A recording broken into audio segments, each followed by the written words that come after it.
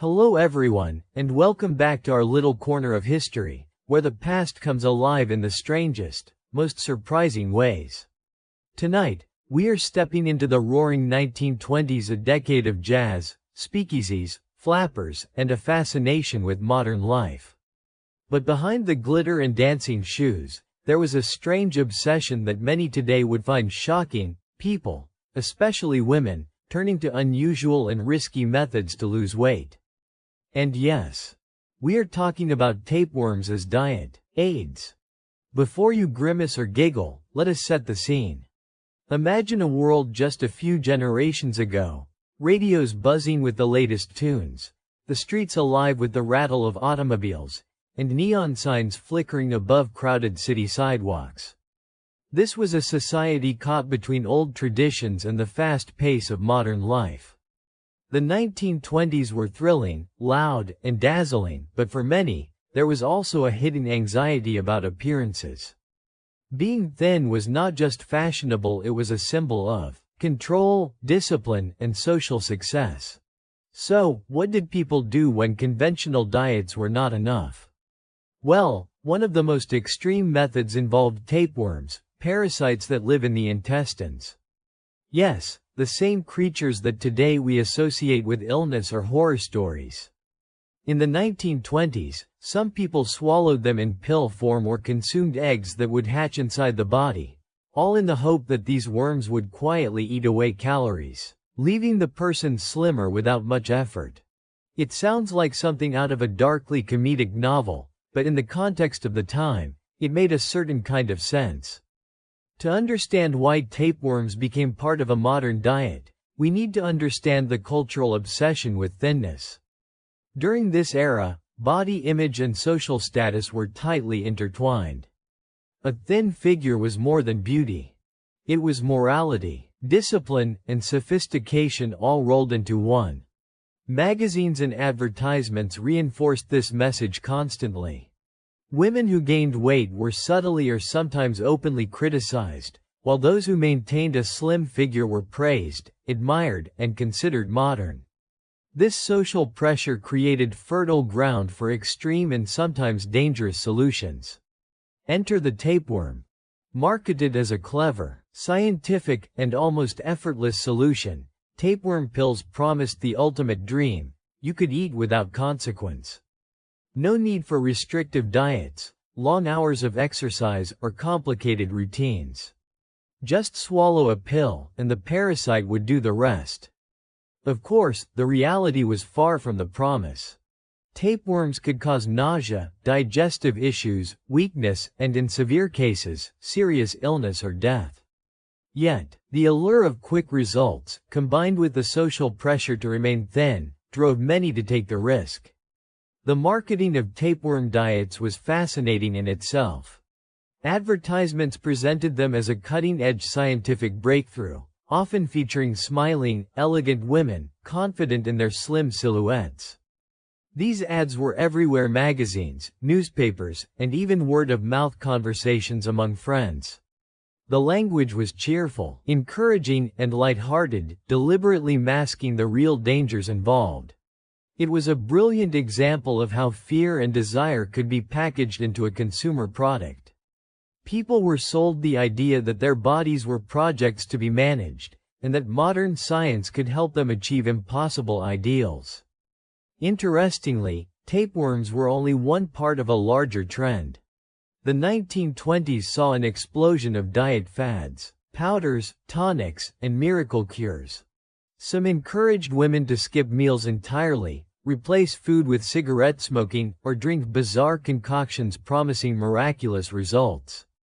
In this culture of extremes, anything that could promise slimmer hips, a flatter waist, or a more delicate silhouette was eagerly embraced, regardless of the consequences.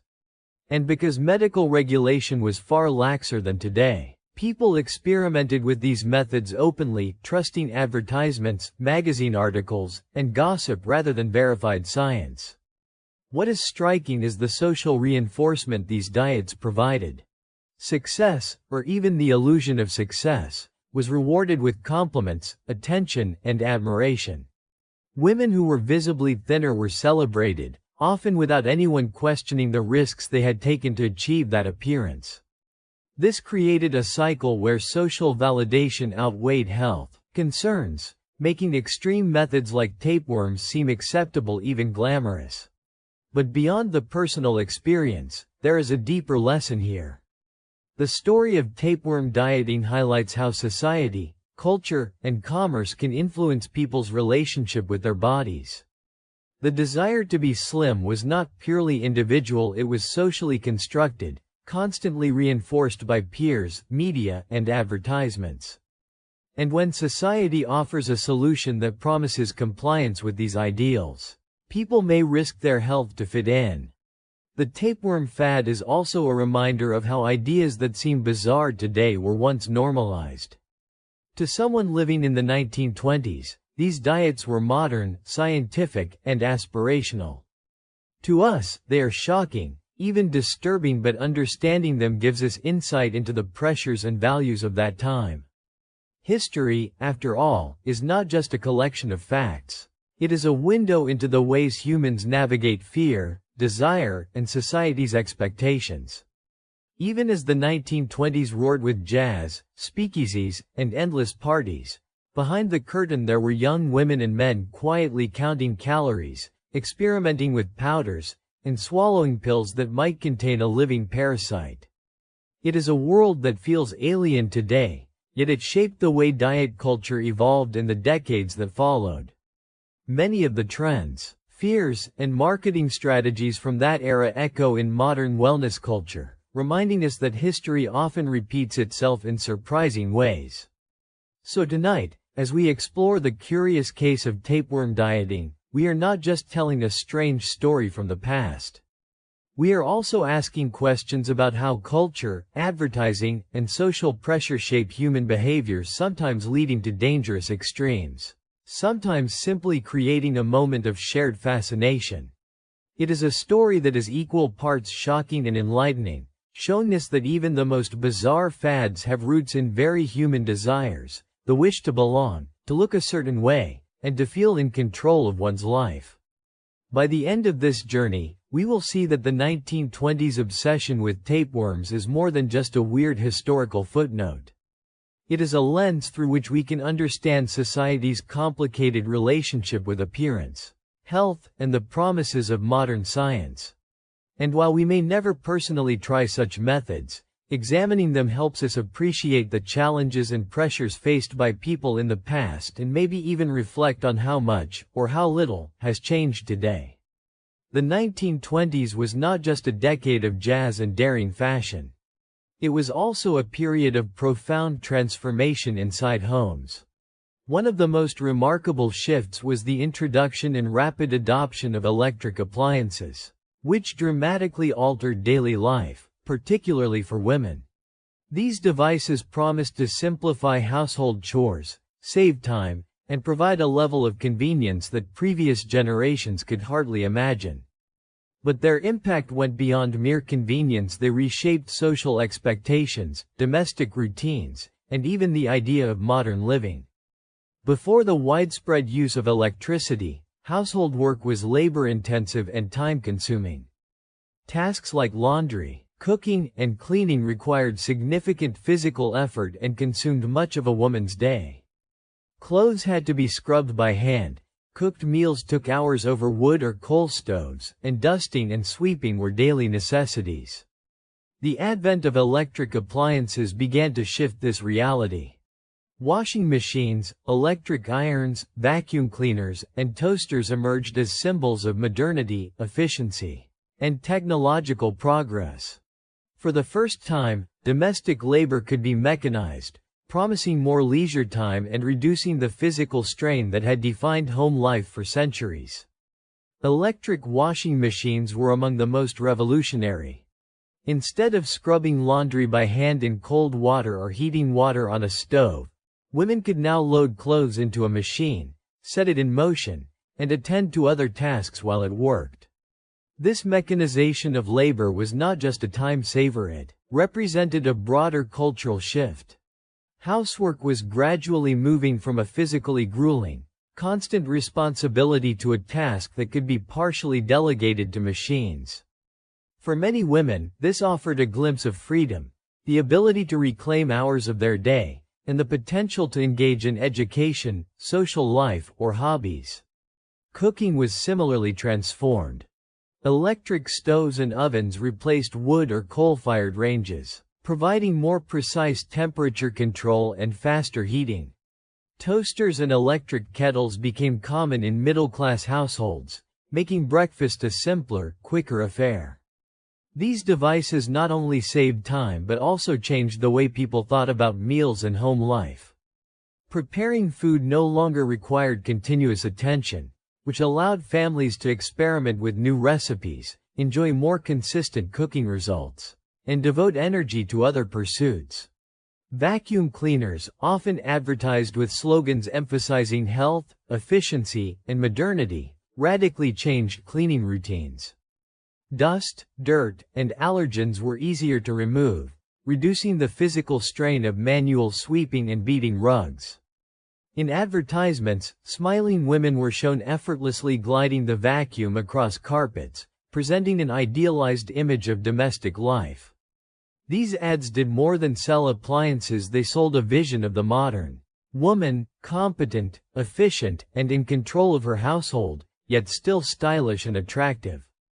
However, the adoption of electric appliances was not uniform. Urban middle-class households embraced them faster than rural families, where access to electricity was limited or non-existent. In cities, apartment buildings and newly wired homes could accommodate these devices, while many rural areas lagged behind. This created a cultural and social distinction. Electrified homes became symbols of modernity, while traditional methods of household labor were increasingly associated with older, less progressive lifestyles. The availability of electric appliances thus contributed to a growing divide between urban and rural living standards, reinforcing ideas about progress, sophistication, and social status. The rise of electric appliances also had an indirect effect on gender roles and expectations. While these devices were designed to ease the burden of household labor, they did not eliminate it entirely. Instead, they often raised expectations for efficiency and perfection in domestic management. Women were now expected to maintain cleaner homes, prepare meals more consistently, and manage household responsibilities with greater precision while also pursuing personal interests, education, or social activities. The modern appliances promised leisure, but they also introduced pressure to meet an ideal standard of domestic competence. In other words, technology changed not just how work was done, but how society judged women for doing it. Advertising played a crucial role in shaping these expectations. Magazines and newspapers were filled with images of gleaming kitchens, sparkling floors, and radiant women effortlessly operating electric devices. These depictions did not merely illustrate new technology, they created aspirational narratives. Women were encouraged to see these appliances as essential tools for achieving a modern, happy, and socially respected life. Companies often presented testimonials or fictional stories in which electric appliances transformed a household from chaos to harmony, reinforcing the idea that adopting these devices was both practical and morally desirable. Beyond convenience and social pressure, electric appliances influenced family dynamics. As chores became less time-consuming, women had more opportunity to participate in education, social clubs, and community activities. Children also experienced changes in domestic routines. Homework, meals, and household order could be managed more efficiently, creating a more structured and predictable daily rhythm. Electric appliances facilitated a new lifestyle that combined productivity with leisure, and gradually, the concept of free time became a realistic aspiration rather than a rare luxury. It is also important to recognize the economic dimension of this transformation. The 1920s were marked by rising consumerism, and electric appliances became highly marketable commodities. Manufacturers emphasized novelty, convenience, and style, turning household devices into symbols of wealth and modern identity. Owning a washing machine or vacuum cleaner was not only about practicality, it was a sign that a household could afford modern comforts, a tangible proof of social mobility. The growing advertising industry capitalized on this desire, framing electrical appliances as essential for anyone seeking status, elegance, or a progressive household. The adoption of electric appliances had subtle, long-term cultural effects. It contributed to a perception of technology as inherently beneficial, a tool for human improvement. It shaped ideas of domesticity, linking cleanliness, order, and efficiency to morality, competence, and modern identity. This period established a precedent for future innovations in home technology, from refrigerators to microwaves, and set the stage for how society would come to view household labor and convenience as intertwined with personal identity and social expectations. At the same time, the electrification of homes was a story of uneven access and adaptation. While urban middle-class households embraced appliances enthusiastically, lower-income families or rural communities often had to rely on traditional methods. This disparity underscored the social and economic gaps of the period, highlighting how technological progress was not evenly experienced. It also prompted inventive solutions and workarounds in areas where electricity was scarce, reflecting human ingenuity in adapting to changing circumstances.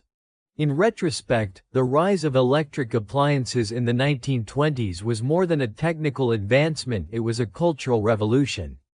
It altered daily life, reshaped gender expectations, influenced consumer behavior, and transformed how people imagined modern living. These machines promised freedom and leisure but also reinforced societal standards of perfection and efficiency. They remind us that technology is never neutral. It carries values, expectations, and social norms, shaping human behavior as much as it responds to it.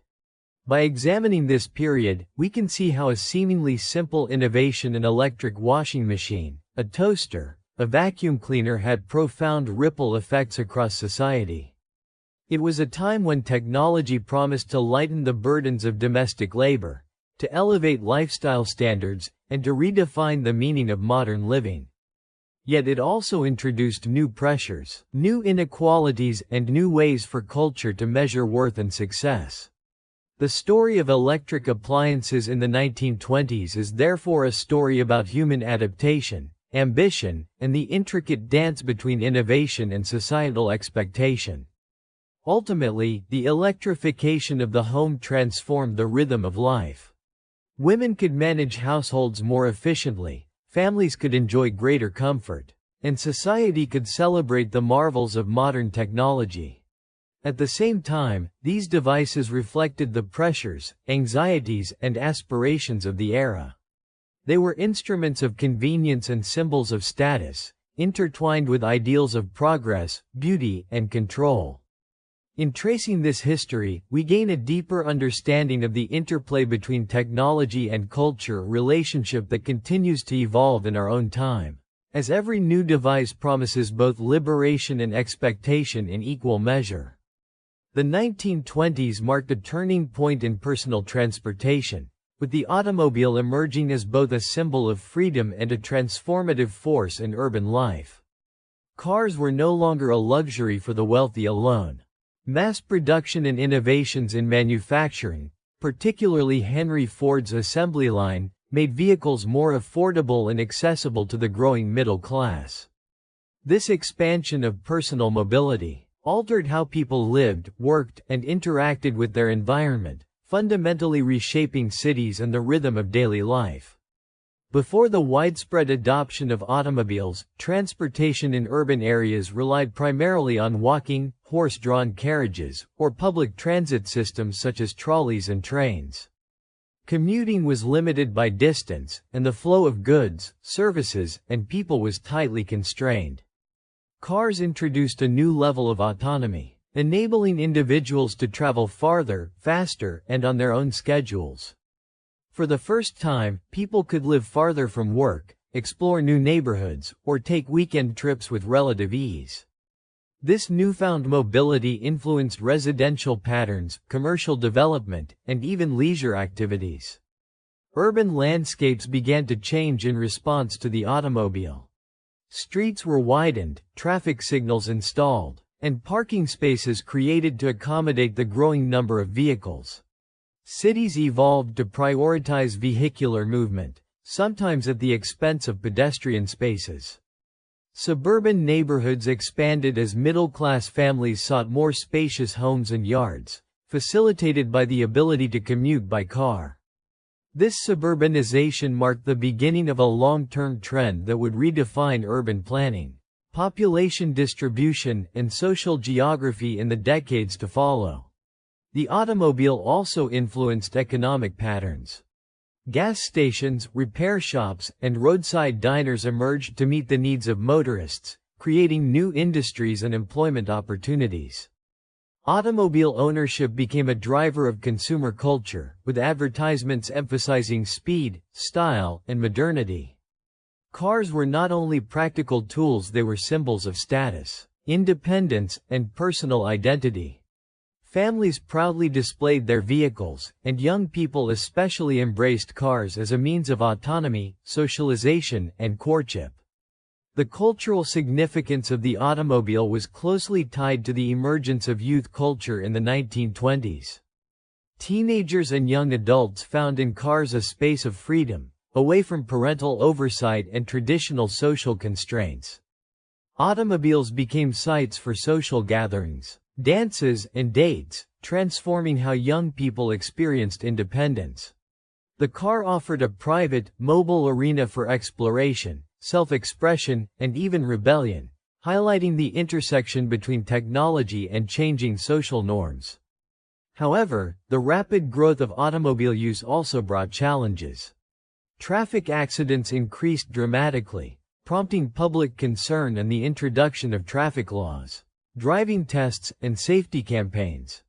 Cities had to grapple with congestion, noise, and pollution, leading to early debates about urban planning and the balance between pedestrian and vehicular priorities. The automobile offered freedom but also introduced new responsibilities and societal adjustments, forcing both individuals and governments to rethink infrastructure and public safety. Beyond urban planning, the automobile had significant economic ripple effects.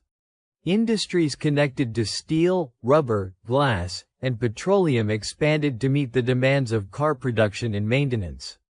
Advertising and marketing shifted to emphasize the lifestyle associated with car ownership, blending functionality with aspiration. Families were encouraged to see vehicles as gateways to adventure, mobility, and modern living.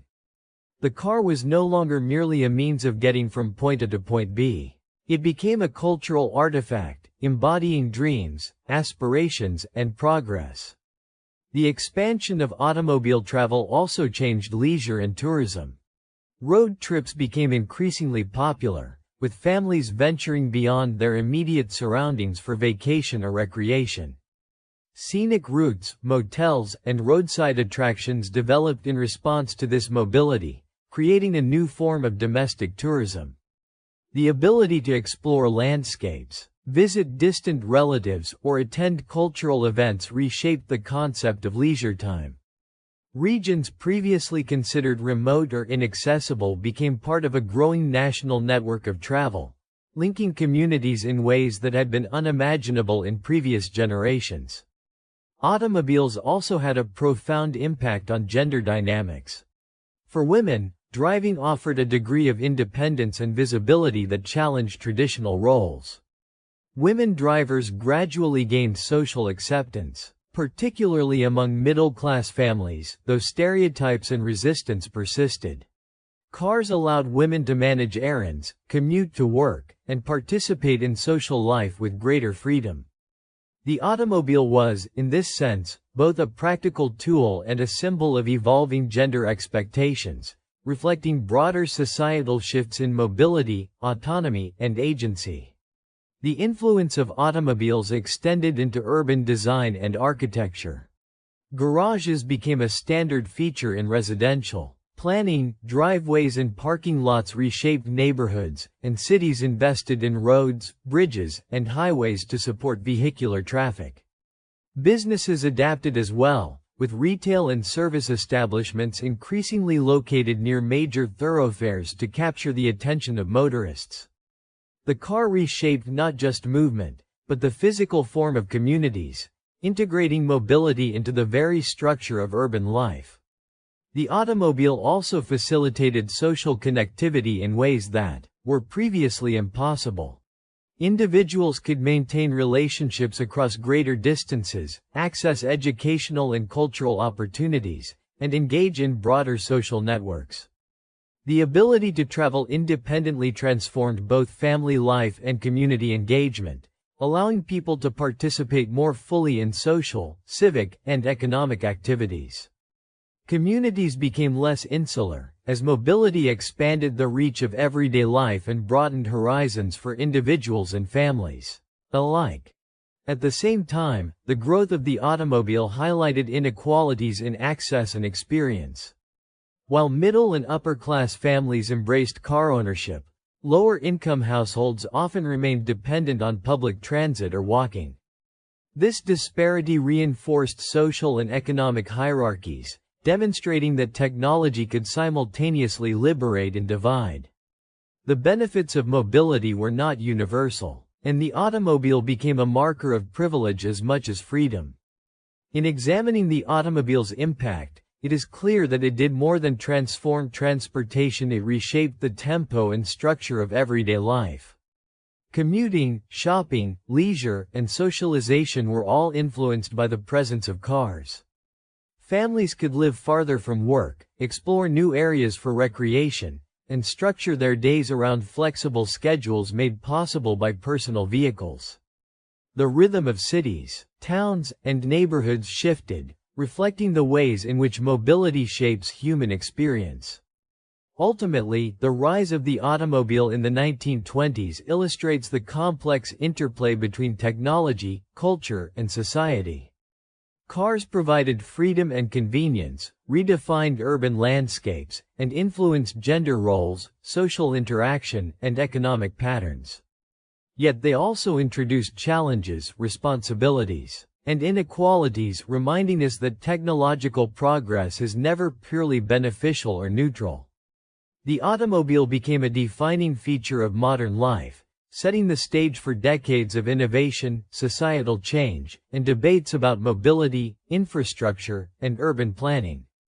By exploring the automobile's role in this transformative era, we can better understand how a single technological innovation can ripple through every aspect of society. Cars did more than move people, they moved ideas, lifestyles, and expectations.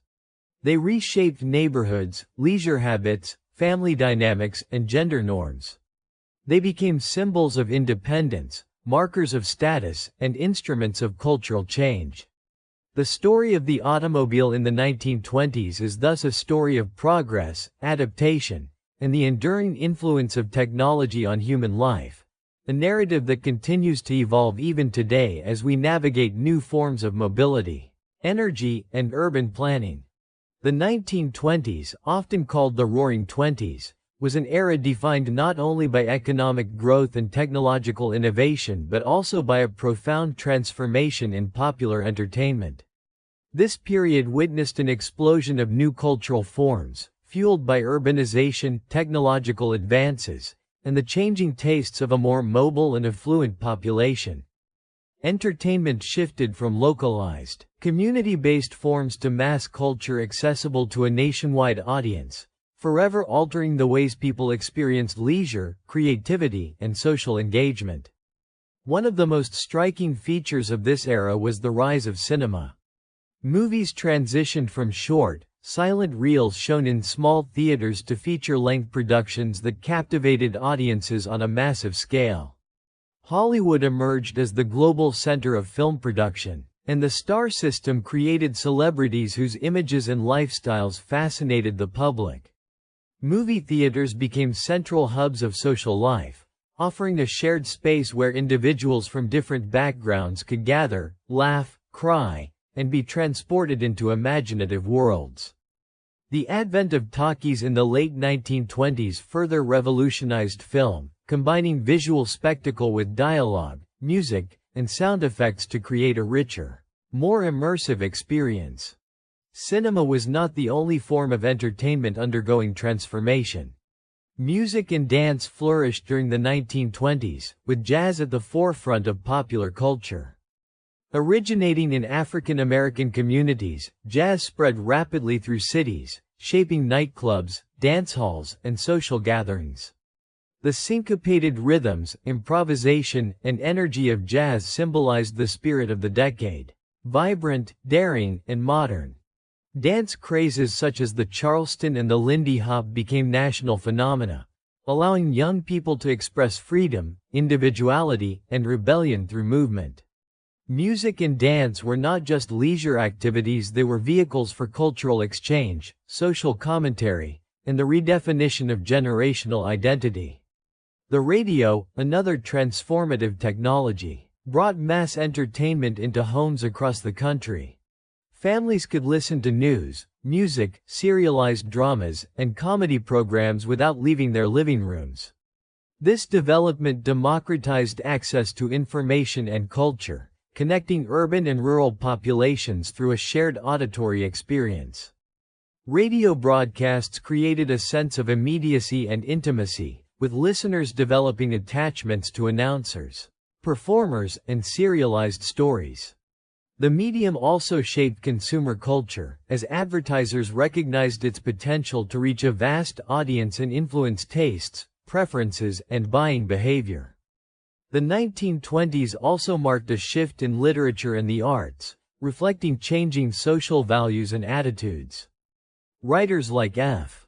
Scott Fitzgerald, Ernest Hemingway, and Langston Hughes explored themes of modernity, identity, and social change, capturing the complexities of life in a rapidly evolving society.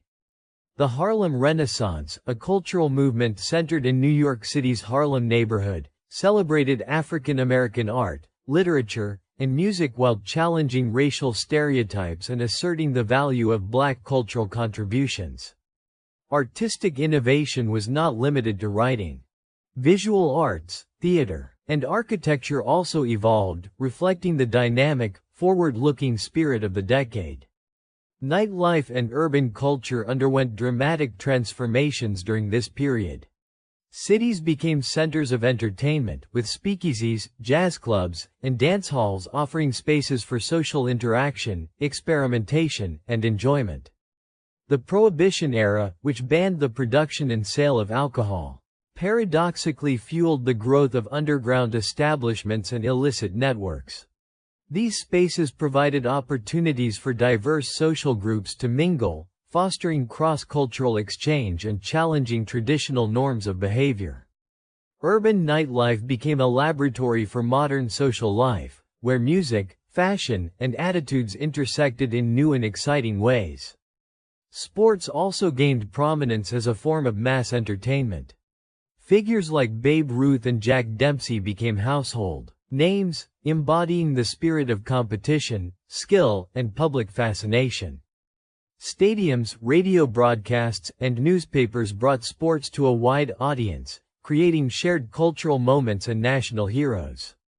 Athletics became more than physical contests. They were spectacles that reflected societal values, aspirations, and the desire for collective excitement. Fans engaged passionately, discussing games, following statistics, and celebrating athletic achievement as a defining part of modern life. The consumer culture of the 1920s heavily influenced entertainment. Advertising, merchandising, and brand promotion intersected with leisure activities, encouraging people to adopt new styles, tastes, and habits. Movies, music, sports, and literature were increasingly intertwined with commercial interests, shaping not only what people enjoyed but also how they expressed themselves socially. Fashion, hairstyle trends, and lifestyle choices were often inspired by popular entertainment figures, reflecting the merging of culture and commerce. The period marked the beginning of a self-reinforcing cycle. Entertainment created desire, desire drove consumption, and consumption funded the creation of more entertainment. Importantly, the entertainment boom of the 1920s also reflected and influenced social and generational change. Young people in particular embraced modern forms of entertainment as expressions of autonomy and identity. Cinema, jazz, and dance halls offered spaces where traditional expectations could be challenged and renegotiated.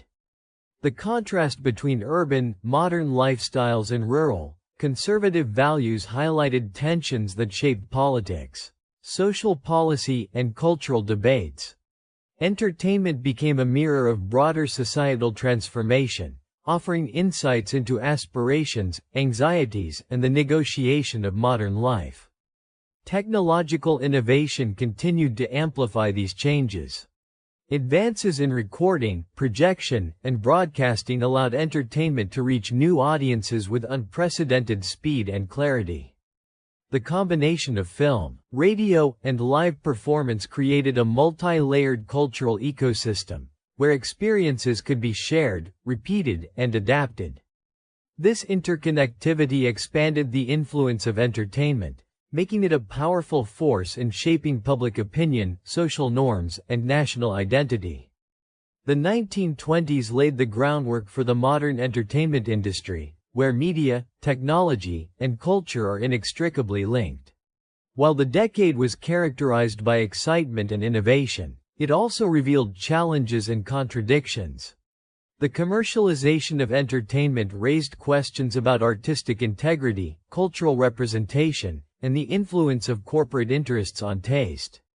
Segregation, gender inequality, and class barriers limited access to some forms of cultural expression, highlighting persistent social inequities.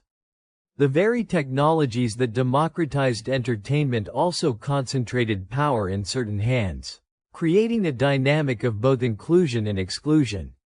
These tensions would continue to shape the cultural landscape in subsequent decades.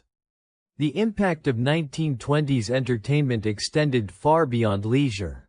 It influenced social cohesion, national identity, and international perception. Cinema, music, and sports became symbols of modernity and progress, shaping how Americans saw themselves and how others perceived the nation. The spread of jazz, for example, had global reach, influencing musicians and audiences in Europe, Asia, and Latin America. Hollywood films exported American culture worldwide, while domestic audiences engaged with stories that reflected and interrogated their own experiences. Entertainment thus functioned as a bridge between local life and broader cultural currents, reinforcing connections while also challenging existing hierarchies and traditions. In examining the transformation of popular entertainment during the Roaring Twenties, it becomes clear that the decade was not simply a time of fun and frivolity. It was an era of profound cultural experimentation, technological advancement, and social negotiation.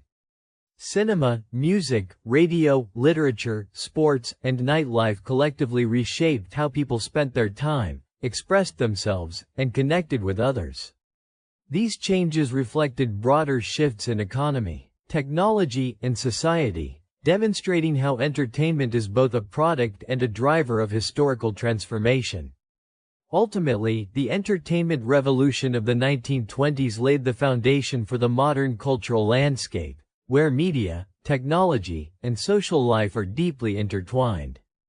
The innovations of this period influenced subsequent generations, shaping the development of television, recorded music, global cinema, and digital media.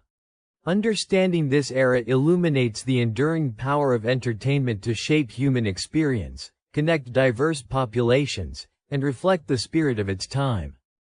The Roaring Twenties remind us that cultural transformation is not just about what people watch or listen to, but about how these experiences define who they are, how they relate to one another, and how society evolves in response to new ideas, technologies, and possibilities. The Great Depression, beginning with the stock market crash of 1929, was one of the most significant economic crises in modern history, profoundly affecting societies around the world. Its consequences extended far beyond financial markets, influencing every aspect of daily life, reshaping social structures, and leaving a lasting imprint on culture, politics, and collective memory. Understanding the depth and breadth of its impact helps illuminate how societies cope with sudden hardship and how economic forces intertwine with human experience. At the heart of the Great Depression was an unprecedented collapse of financial markets. Stock prices plummeted, banks failed, and savings evaporated overnight. The sudden contraction of capital caused a cascading effect: businesses closed, unemployment soared, and families faced extreme uncertainty. In the United States alone, unemployment rates reached nearly 25% at the Depression's peak, leaving millions without a reliable income. People who had once enjoyed middle-class security suddenly faced the harsh reality of scarcity, demonstrating how fragile economic stability can be when systemic vulnerabilities are exposed. The economic collapse brought profound changes to family life and social roles. Traditional expectations were disrupted as households struggled to adapt to diminished resources. Women often took on additional work, whether through domestic labor, part-time jobs, or informal economic activities, while children sometimes left school to contribute to family income. The strain of economic hardship reshaped relationships, sometimes strengthening familial bonds through shared sacrifice, but at other times producing tension, stress, and social dislocation. Community networks, religious organizations, and mutual aid societies became vital sources of support, filling gaps left by government and private institutions. The cultural impact of the Great Depression was equally profound. Art, literature, music, and theater reflected the struggles, resilience, and hopes of the era. Writers like John Steinbeck captured the experiences of displaced workers and impoverished families, portraying the human consequences of economic collapse with empathy and realism. In visual arts, the Federal Art Project, part of the Works Progress Administration (WPA), supported artists in documenting everyday life and creating public works that combined utility and inspiration. Photographers, painters, and muralists provided a visual record of hardship, resilience, and community, demonstrating how culture can both reflect and shape social consciousness. The Depression also influenced popular entertainment, adapting to new social realities. Cinema became both a refuge and a source of reflection, offering escapism through musicals, comedies, and adventure stories while also producing socially conscious films that addressed unemployment, inequality, and political corruption. Radio remained a central medium for connection and distraction, with serialized dramas, music programs, and comedy shows offering temporary relief from daily pressures. Entertainment became a means of survival in a cultural sense. It sustained morale, fostered imagination, and provided a shared experience for audiences navigating uncertainty. The crisis revealed and amplified social inequalities. African Americans, immigrants, and rural populations often suffered disproportionately, facing discrimination that limited access to relief programs, employment, and basic services. These disparities prompted discussions about social justice, equity, and the responsibility of government to protect vulnerable populations. Policies like the New Deal in the United States aimed to address systemic inequities through employment programs, financial regulation, and public infrastructure projects, highlighting the role of state intervention in mitigating widespread suffering. Economically, the Depression transformed labor relations and industry. Workers demanded better wages, safer conditions, and job security, leading to the growth of unions and collective bargaining. Strikes and protests became common, reflecting widespread frustration with exploitation and unemployment. Industries had to adapt to changing demand, innovate to survive, and implement labor reforms to retain a productive workforce.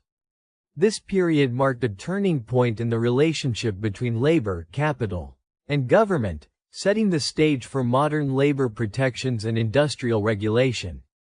Urban and rural experiences of the Depression were often markedly different, but both faced profound challenges.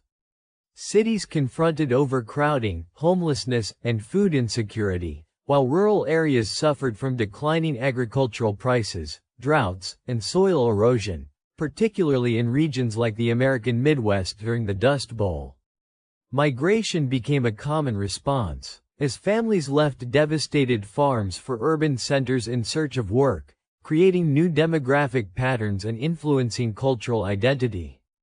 Literature, journalism, and photography documented these movements, providing enduring testimony to human resilience and adaptation.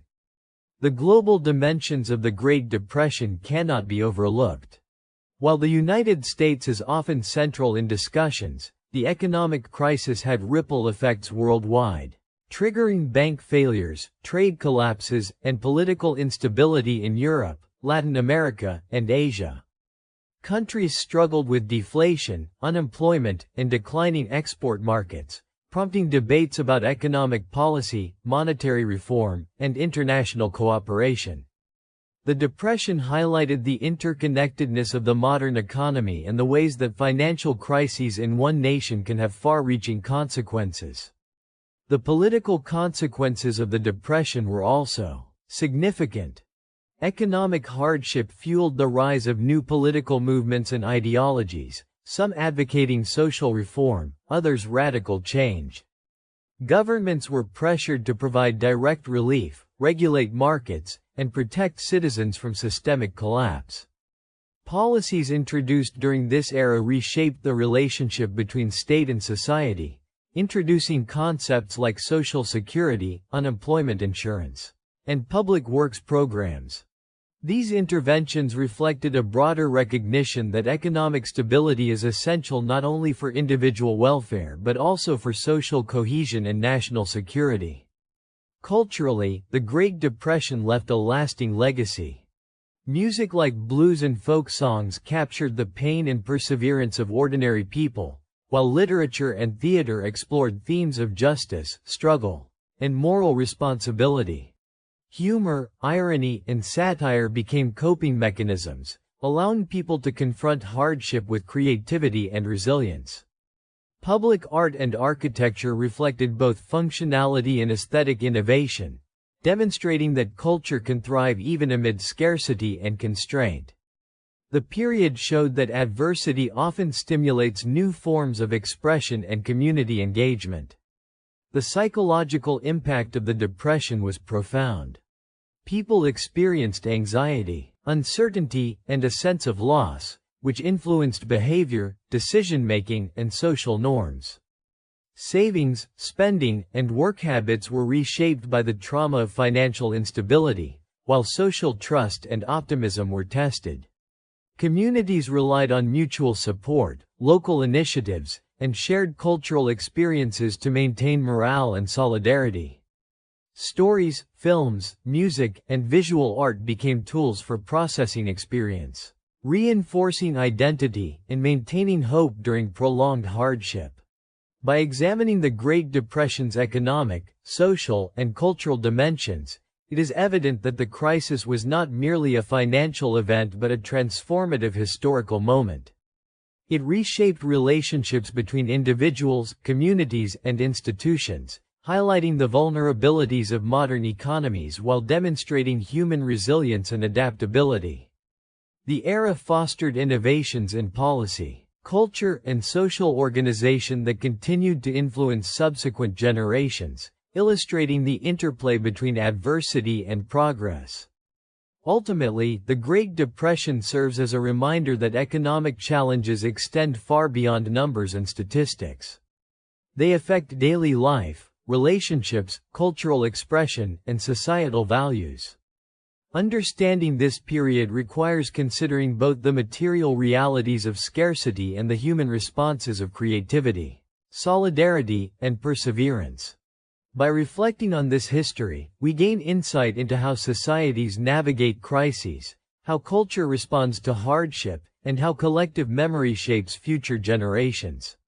The legacy of the Great Depression is a testament to human resilience and the enduring power of community, creativity, and adaptability in the face of profound challenges. World War I was an unprecedented global conflict that reshaped the course of the 20th century, leaving profound and lasting effects on nations, societies, and individuals. Unlike previous conflicts, it involved nearly every continent and introduced warfare on a scale and intensity never before seen. The consequences of the war extended far beyond the battlefield, influencing politics, economics, culture, technology, and the very way people understood international relations and human rights. To fully grasp the magnitude of World War I, it is essential to examine its causes, the experiences of civilians and soldiers, its economic and political aftermath, and the enduring cultural and societal impacts that continue to shape our world today. The origins of World War I were deeply rooted in unresolved tensions from World War I, economic instability, and the rise of totalitarian regimes. The Treaty of Versailles had imposed harsh penalties on Germany, creating widespread resentment and economic hardship. This environment facilitated the rise of Adolf Hitler and the Nazi Party, whose aggressive expansionist policies and nationalist rhetoric ultimately led to invasion across Europe. Simultaneously, militaristic governments in Japan and Italy pursued territorial ambitions, seeking resources and strategic advantages. Economic instability, including the lingering effects of the Great Depression, fueled public support for radical ideologies, while political fragmentation and the failure of international institutions, such as the League of Nations, left nations ill-prepared to prevent or contain conflict. The war was marked by its global scale and total involvement of society. Unlike previous conflicts, World War I blurred the lines between combatants and civilians. Cities were bombed, entire populations were displaced, and economies were mobilized for war production.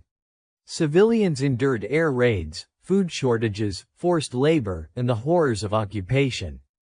In Europe, the Holocaust represented the extreme consequences of racial ideology, resulting in the systematic extermination of 6 million Jews alongside millions of other targeted groups, including Roma, disabled individuals, and political dissidents.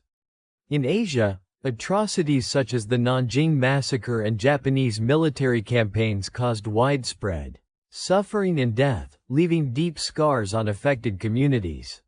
Military strategies during World War I evolved significantly, reflecting technological advances and the scale of the conflict.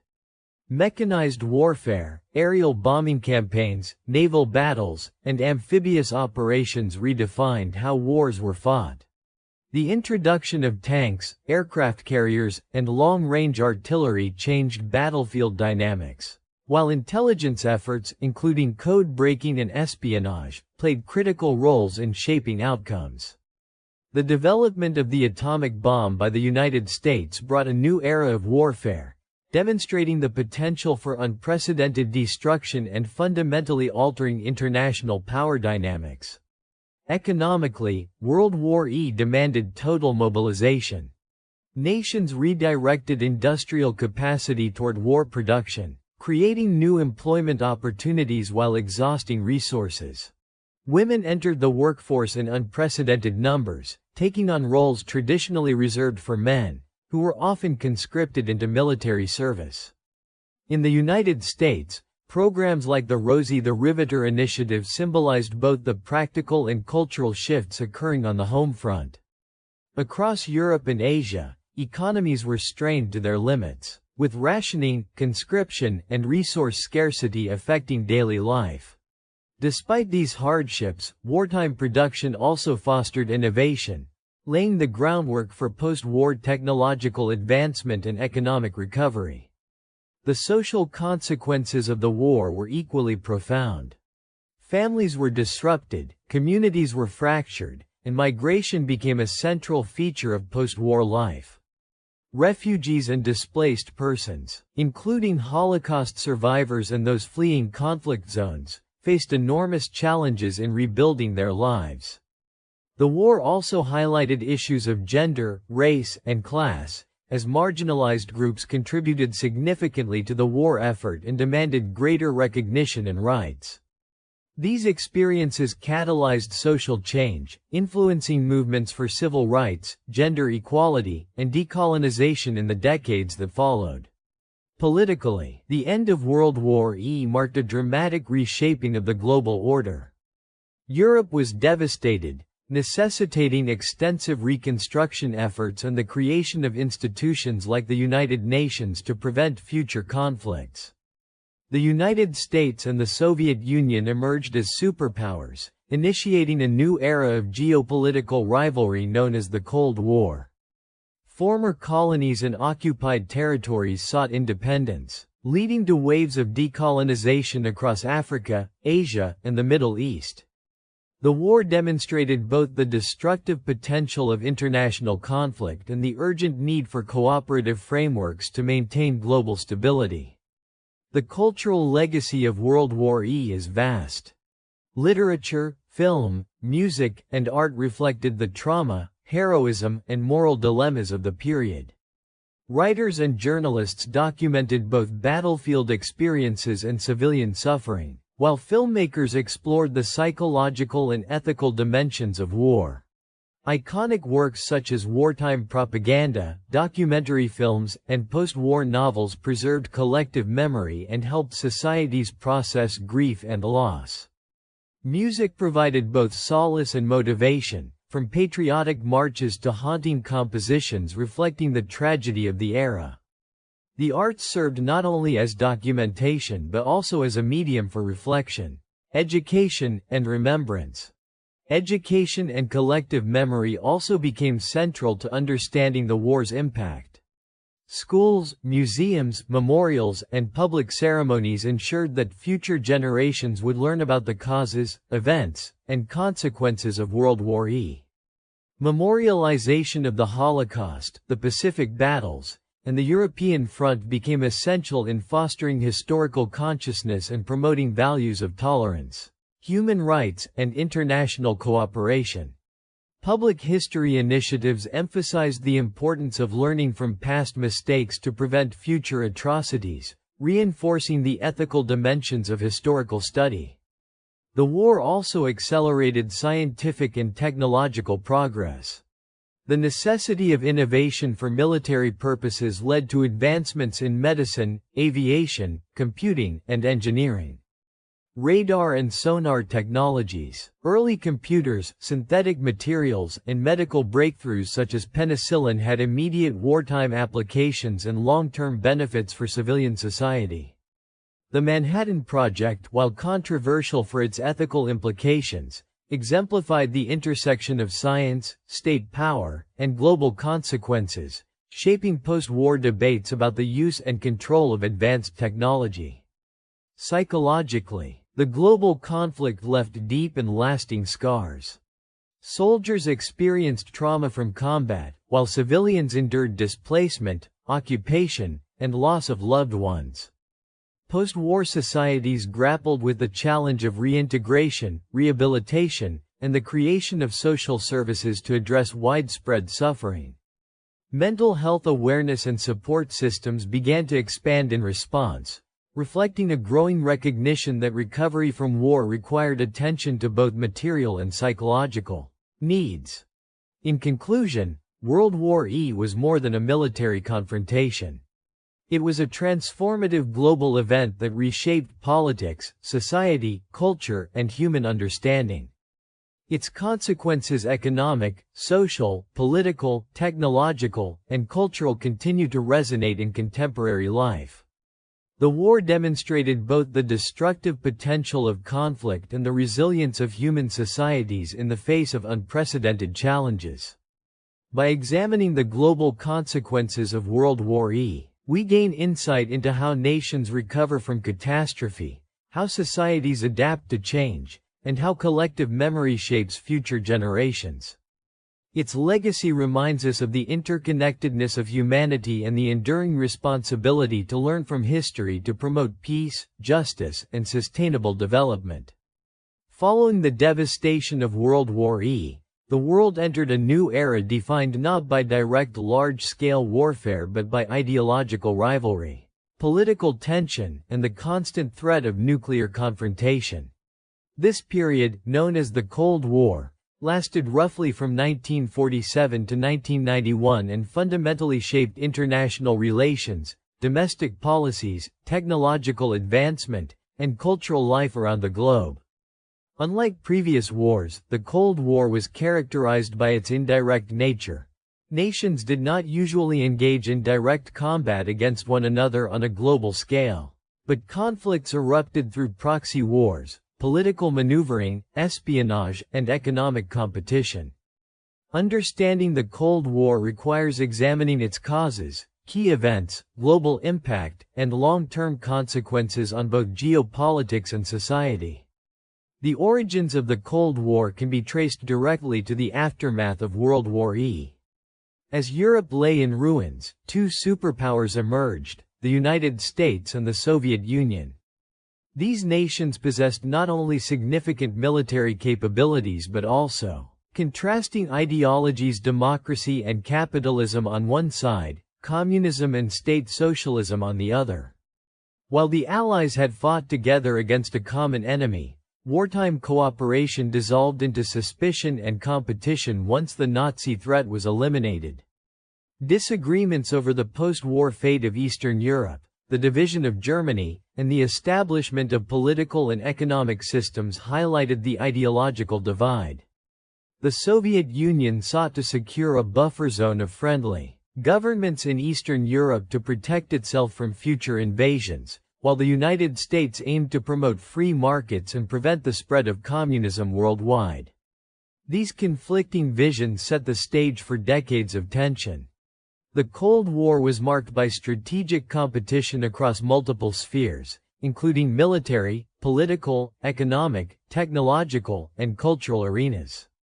Militarily, both superpowers invested heavily in nuclear arsenals, creating a balance of terror known as mutually assured destruction (MAD). Conventional forces were also maintained at high readiness, with alliances such as NATO and the Warsaw Pact formalizing blocs that would dominate global politics. Proxy wars became a defining feature of the era, as local conflicts in Korea, Vietnam, Afghanistan, and elsewhere became arenas for the superpowers to test their influence without engaging directly. These wars brought widespread suffering to local populations, while shaping global perceptions of ideological struggle. Economically, the Cold War influenced development strategies and global trade patterns. The United States implemented the Marshall Plan to rebuild Western Europe, promote capitalism, and prevent the spread of communism.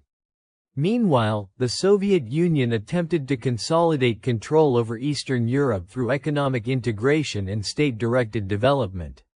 Beyond Europe, both superpowers sought to extend their influence in Africa, Asia, and Latin America, supporting governments, revolutions, and anti-colonial movements that aligned with their ideological goals. The economic competition extended to technological innovation, as nations vied to demonstrate the superiority of their systems through scientific achievement, infrastructure, and industrial capacity. Technological advancement became a major front of the Cold War. The space race between the United States and the Soviet Union symbolized both national pride and ideological rivalry. Milestones such as the Soviet launch of Sputnik in 1957, the first human in space, and the American moon landing in 1969 represented not only scientific achievement but also propaganda victories. Advances in computing, military hardware, communications, and transportation were fueled by Cold War competition, demonstrating how rivalry can drive innovation. Simultaneously, these technologies carried potential dangers, particularly nuclear weapons and missile systems capable of mass destruction, shaping both public fear and government policies. Culturally and socially, the Cold War influenced daily life in profound ways.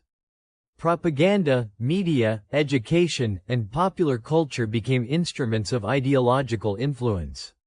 Films, literature, and music reflected anxieties about nuclear war, espionage, and political loyalty. In the United States, the Red Scare and McCarthyism led to fear of communist infiltration and widespread suspicion.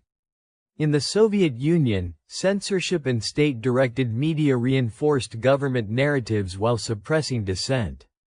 Civil societies on both sides adapted to the climate of surveillance, loyalty tests, and political conformity, highlighting the pervasive influence of international tension on individual lives.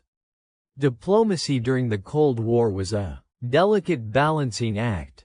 Leaders engaged in negotiations to manage crises, prevent escalation, and maintain spheres of influence. Treaties limiting nuclear weapons, arms reduction talks, and agreements on territorial boundaries were all crucial to preventing open warfare. Yet crises such as the Berlin blockade, Cuban Missile Crisis, and conflicts in the Middle East tested global stability, demonstrating how quickly indirect tensions could escalate into the risk of catastrophic conflict. The role of diplomacy, intelligence, and international organizations became central to maintaining a precarious peace. The Cold War also had significant human consequences. Millions of people experienced displacement, violence, or economic hardship as governments aligned with one superpower or another implemented policies to strengthen control. Refugees fled oppressive regimes or war-torn regions, creating long-lasting demographic changes. At the same time, ordinary citizens adapted to the demands of the era, participating in civil defense drills, navigating ideological pressures, and living under the constant awareness of potential nuclear conflict.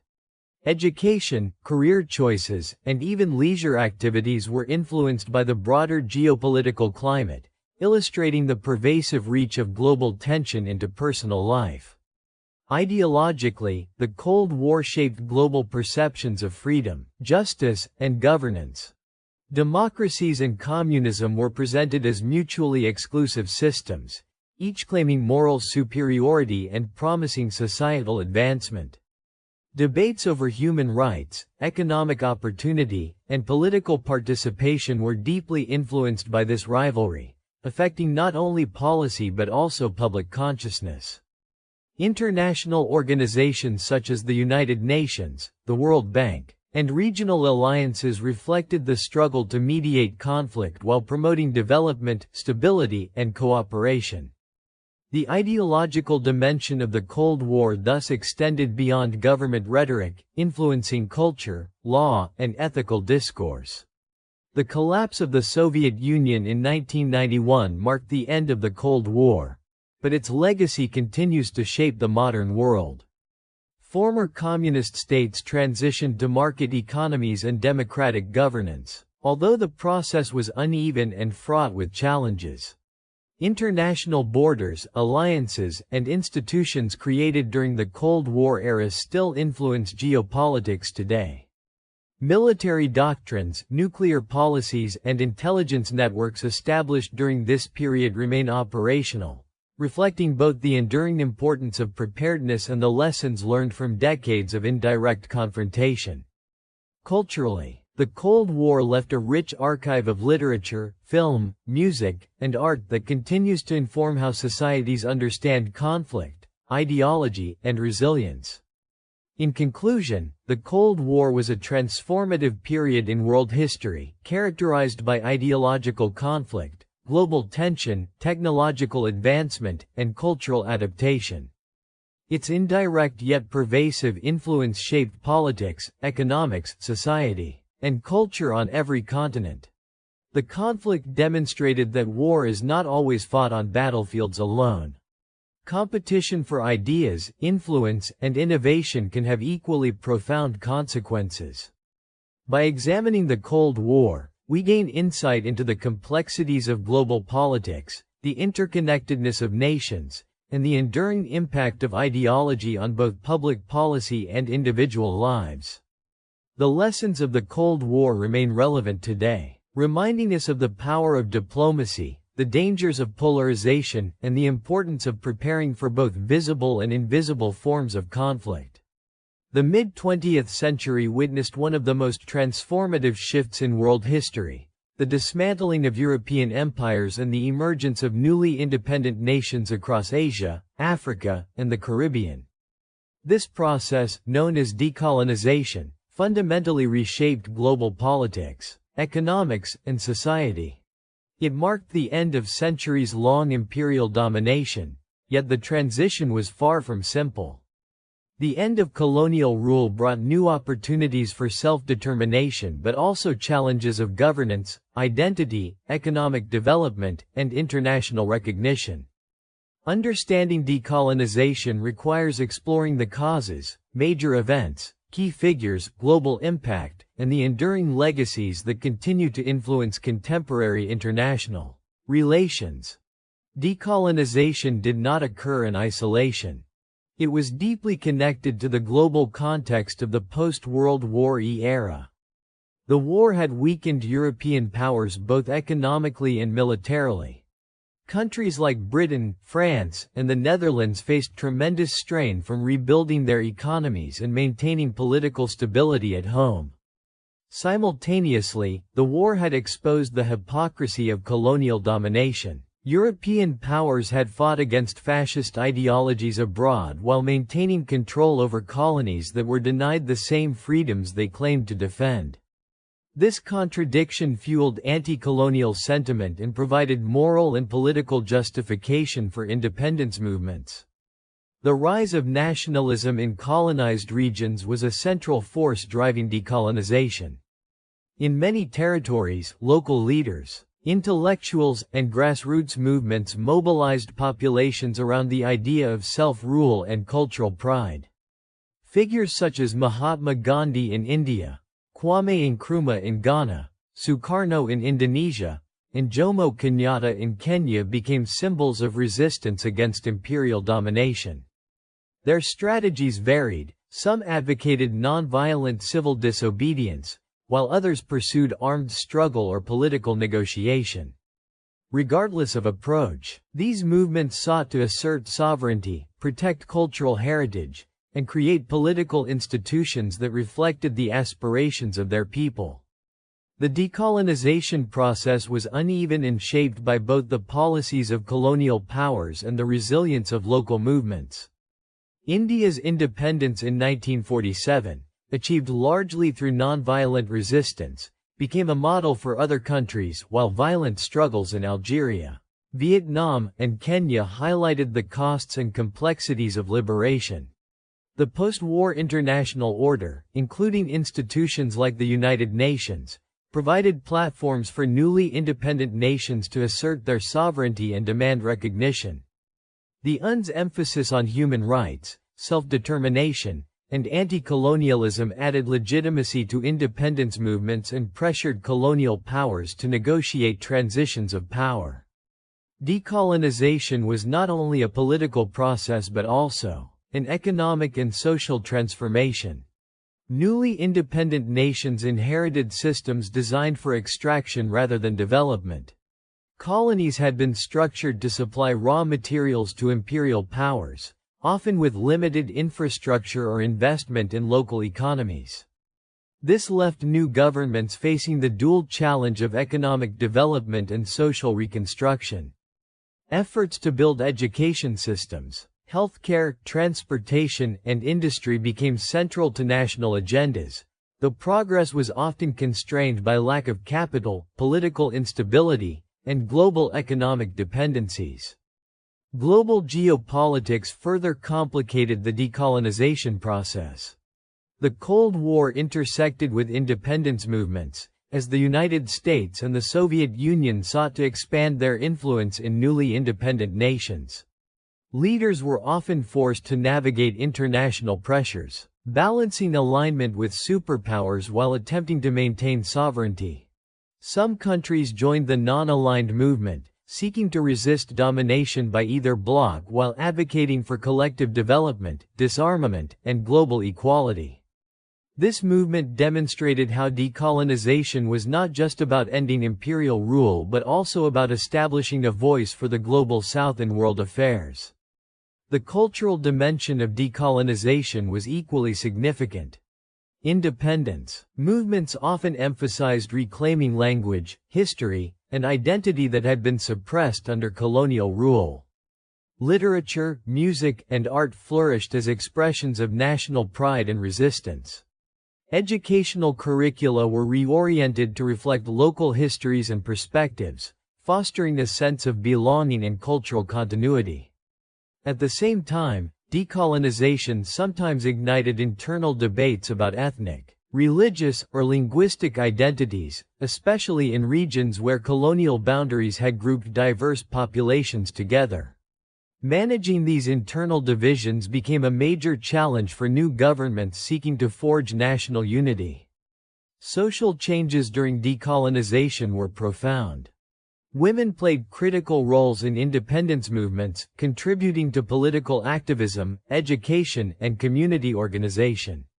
The struggles for independence often intersected with broader movements for social reform, including efforts to expand literacy, access to healthcare, and economic opportunity. Civil society organizations, trade unions, and grassroots groups became essential actors in shaping post-colonial governance and holding leaders accountable. The legacy of these social transformations continues to influence activism and civic participation in many countries today. The immediate aftermath of decolonization was a period of optimism mixed with uncertainty. Newly independent nations faced the enormous task of building political institutions, managing diverse populations, and fostering economic growth. Constitutions were drafted, governments formed, and international recognition sought. Yet the legacies of colonial rule, economic dependency, infrastructure designed for extraction, and unresolved social divisions posed persistent challenges. Some countries experienced instability, coups, or civil wars, while others successfully established democratic institutions and stable governance. The outcomes varied widely, reflecting the unique histories, cultures, and circumstances of each region. Decolonization had a profound impact on global institutions and international relations. The addition of new sovereign states reshaped the United Nations, global trade networks, and diplomatic alliances. These nations demanded representation and equitable treatment in international decision-making, challenging the dominance of former imperial powers.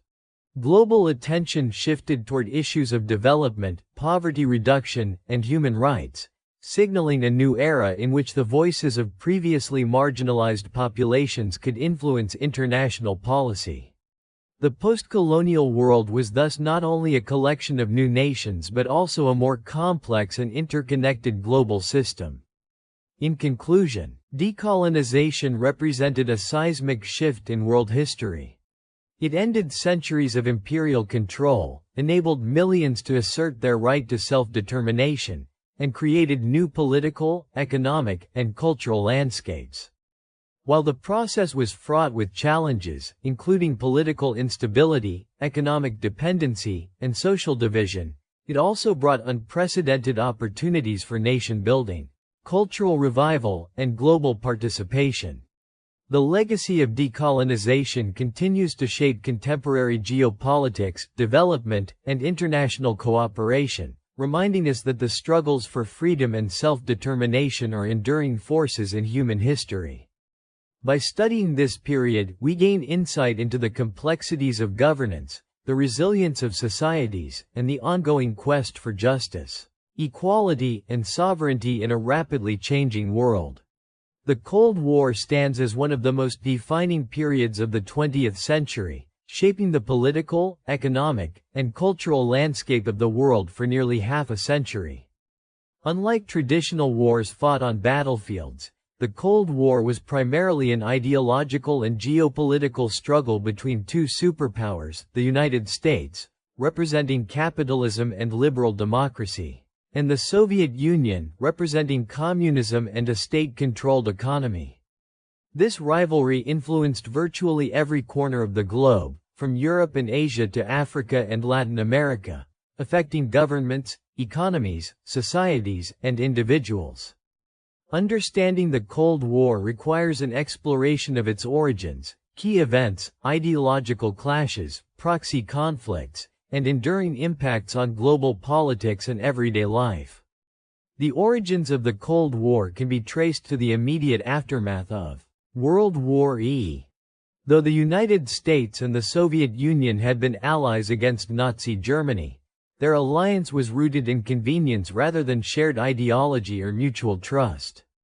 The war had left Europe devastated, creating a vacuum of power that each superpower sought to influence. The Soviets aimed to establish a buffer of friendly, communist states in Eastern Europe to secure their borders and promote socialist ideology. Meanwhile, the United States sought to rebuild Western Europe through economic programs like the Marshall Plan, fostering capitalist markets and democratic governance. This divergence of objectives laid the groundwork for tensions that would escalate into decades of global rivalry. Ideological differences were at the heart of the Cold War. The United States championed free market capitalism, political pluralism, and individual liberties, while the Soviet Union emphasized centralized planning, collective ownership, and the primacy of the state. Each superpower viewed the other as a threat not only to its political system but also to its vision of global order. Propaganda, media campaigns, and cultural diplomacy became tools to promote ideology, shape public opinion, and secure allies around the world. The competition extended beyond politics and economics, influencing education, art, sports, and even science, particularly the space race, which became a symbolic arena for demonstrating technological and ideological superiority. The Cold War was characterized by a series of crises, standoffs, and proxy conflicts rather than direct military confrontation between the United States and the Soviet Union. One of the earliest flashpoints was the Berlin blockade of 1948–1949, when the Soviets attempted to cut off access to West Berlin, prompting the United States and its allies to organize the Berlin Airlift. This successful operation not only ensured the survival of West Berlin but also demonstrated the resolve of Western powers to resist Soviet expansion.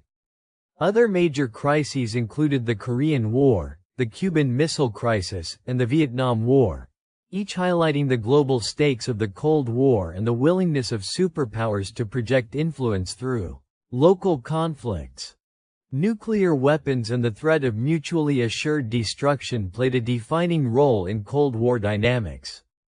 The United States' use of atomic bombs in 1945 and the subsequent Soviet nuclear program created a new form of strategic competition. Both nations developed extensive arsenals, tested new technologies, and engaged in elaborate defense strategies, knowing that any direct conflict could result in catastrophic consequences. The concept of deterrence shaped foreign policy, military planning, and even domestic life, as populations prepared for the possibility of nuclear war through civil defense programs, drills, and public information campaigns. Economic and technological competition was another critical aspect of the Cold War. The United States invested heavily in technological innovation, military-industrial capacity, and global trade networks, while the Soviet Union focused on centralized planning, industrial growth, and the spread of socialist economic models.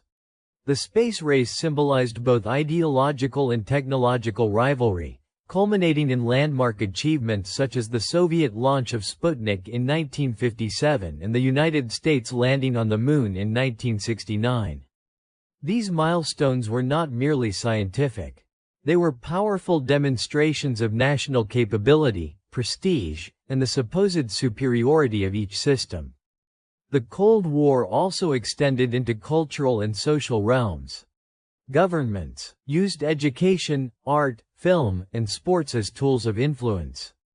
In the United States, Hollywood films, music, and literature often portrayed communism as a threat to freedom, while the Soviet Union promoted socialist realism and emphasized collective ideals and proletarian heroism. Cultural diplomacy included international exchanges, exhibitions, and competitions, reflecting the notion that winning hearts and minds was as important as controlling territory. Citizens lived under the shadow of ideological tension, influencing careers, social attitudes, and public debates on issues ranging from civil liberties to foreign policy. Proxy wars became the most visible and devastating manifestations of the Cold War in regions beyond Europe. In Korea, North and South became battlegrounds for communist and capitalist ideologies, resulting in widespread destruction and a lasting division. Vietnam saw prolonged conflict, with the United States supporting South Vietnam against the Communist North, leading to immense human suffering and reshaping domestic politics in the United States. In Latin America, Africa, and the Middle East, superpowers supported governments, insurgencies, or coups that aligned with their respective interests, often leaving long-term instability in their wake. These proxy conflicts illustrated the global scale of Cold War influence and the human cost of ideological competition. Diplomacy and international organizations also played critical roles in managing Cold War tensions. The United Nations provided forums for negotiation, debate, and conflict resolution, although superpower rivalries often limited its effectiveness. Treaties and arms control agreements, such as the Strategic Arms Limitation Talks SALT and the Nuclear Non-Proliferation Treaty (NPT), sought to prevent escalation and promote stability. Despite these efforts, the Cold War was punctuated by persistent suspicion, espionage, and covert operations, reflecting the high stakes of global power politics in an era defined by ideological confrontation. The Cold War ultimately shaped the world economy, political institutions, and international alliances. The North Atlantic Treaty Organization (NATO) and the Warsaw Pact institutionalized military blocs, while global trade and development strategies were influenced by ideological alignment. The post-World War order, designed to promote stability, was increasingly defined by the bipolar competition between the United States and the Soviet Union. This structure influenced domestic policies, foreign aid programs, and even technological innovation, as nations sought to navigate or exploit the rivalry for economic and strategic advantage. By the late 1980s, a combination of internal pressures and global dynamics led to the end of the Cold War. Economic stagnation, political reform movements, and popular demand for freedom challenged Soviet authority, leading to the eventual dissolution of the USSR in 1991. The collapse of communism in Eastern Europe, the reunification of Germany, and the emergence of the United States as the sole superpower marked a dramatic shift in international relations. While the Cold War officially ended, its legacy persisted in military strategies, international institutions, and geopolitical tensions that continue to influence the 21st century. In summary, the Cold War was a complex, multifaceted struggle that shaped the modern world. It was an era defined by ideological rivalry, military preparedness, technological competition, and cultural influence. Nations and individuals across the globe experienced its impact, whether through direct conflict, political alignment, or daily life under the shadow of nuclear threat. The Cold War illustrates how global power struggles extend beyond traditional warfare, encompassing ideology, economy, technology, and society. Studying this period provides insight into the interconnectedness of international relations, the consequences of ideological polarization, and the enduring quest for security, influence, and stability in a rapidly evolving world. The process of decolonization marked one of the most transformative periods in modern history, reshaping the political, social, and economic structures of the world during the mid-20th century. Following World War I, a wave of anti-colonial movements emerged across Asia, Africa, and the Middle East, challenging centuries of European domination and imperial control. This period saw the collapse of long-standing empires, the birth of newly independent states, and the redefinition of global power dynamics.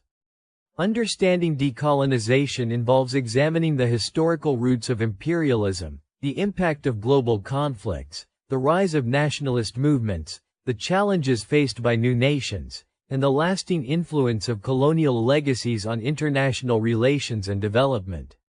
The roots of decolonization can be traced back to centuries of European colonial expansion, which established political, economic, and cultural dominance over vast territories.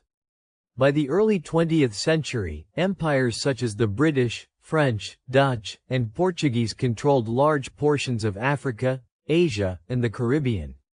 These empires exploited natural resources, imposed administrative systems, and reshaped local economies to serve imperial interests.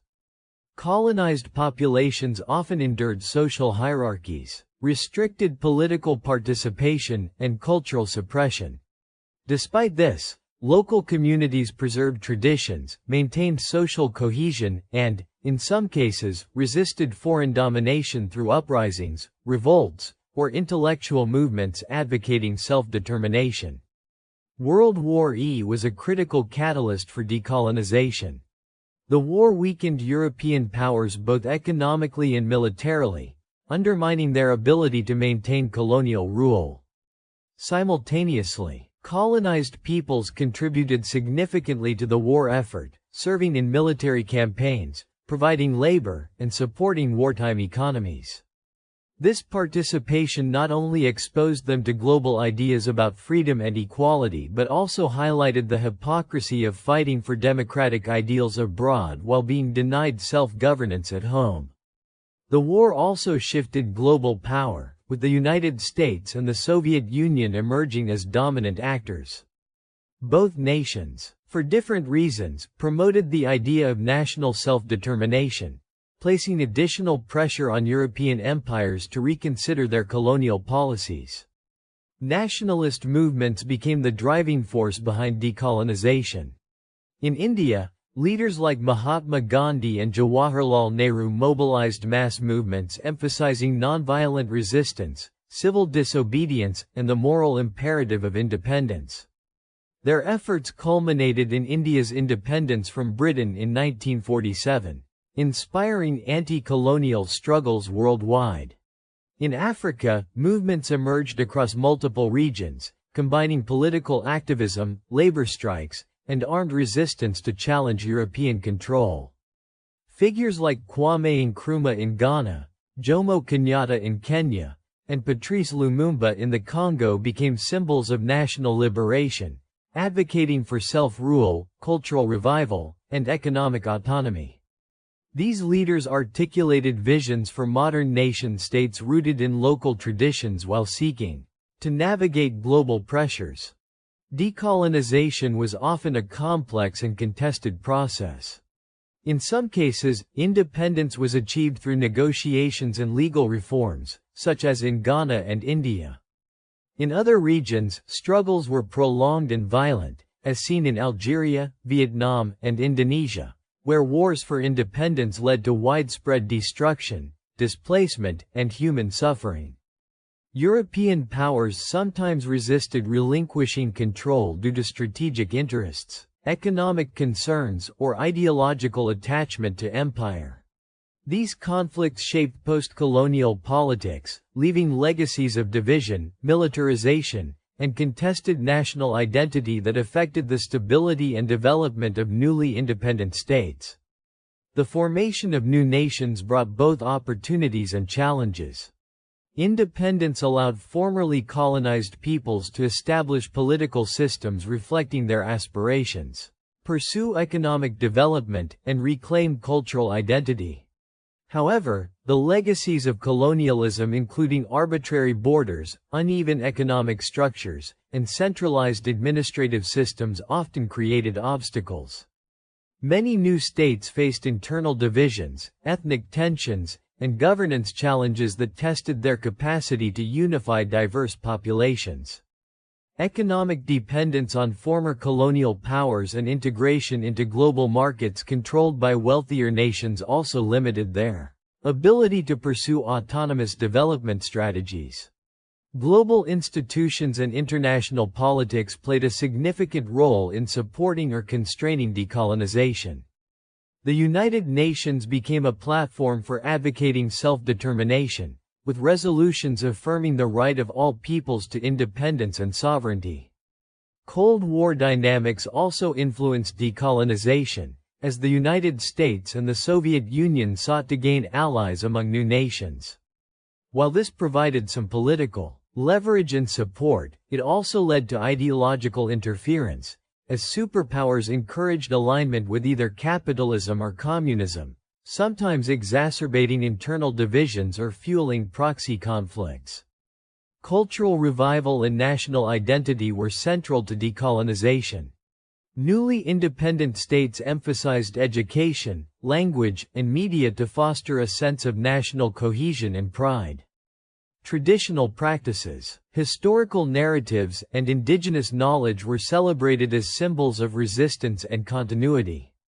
Literature, music, and art became powerful tools for expressing the experiences of colonization, the struggle for independence, and aspirations for the future. These cultural movements help forge a shared identity, often bridging ethnic, regional, and social divides, while promoting global awareness of post-colonial issues. Economically, decolonization prompted significant shifts in trade, investment, and development strategies. Former colonies sought to diversify their economies, reduce reliance on single commodities, and develop infrastructure for domestic production and export. International aid, foreign investment, and regional cooperation became critical to achieving economic goals. Despite these efforts, many post-colonial states faced persistent challenges, including poverty, underdevelopment, and vulnerability to global market fluctuations. The economic legacies of colonialism, resource extraction, export-oriented economies, and dependence on former imperial powers remain significant hurdles in achieving sustainable development. Decolonization also transformed international relations and the structure of global power. The emergence of new states reshaped diplomatic networks, trade alliances, and voting blocs in international organizations. The non-aligned movement, for example, allowed post-colonial nations to assert their autonomy and resist pressure to align with either the United States or the Soviet Union during the Cold War. This collective voice influenced debates on development, human rights, and global governance, highlighting the importance of formerly colonized nations in shaping international agendas and advocating for equity, justice, and representation in global decision-making. The legacies of decolonization continue to shape the modern world. Political borders, governance structures, and social hierarchies established during the colonial period still influence national stability and regional dynamics. Cultural revival and identity formation initiated during independence movements remain central to education, literature, and public discourse. Economically, post-colonial nations continue to navigate the balance between global integration and domestic development. Understanding decolonization helps contextualize contemporary conflicts, migration patterns, and international relations, emphasizing the enduring influence of imperial histories and the resilience of societies striving for self-determination and progress. In summary, decolonization was a transformative process that reshaped the political, social, economic, and cultural landscape of the 20th century. It involved the dismantling of empires, the rise of nationalist movements, and the establishment of new states facing unprecedented challenges and opportunities. The legacies of colonialism, global power dynamics, and Cold War politics influenced the trajectory of post-colonial nations, shaping international relations, economic development, and cultural identity.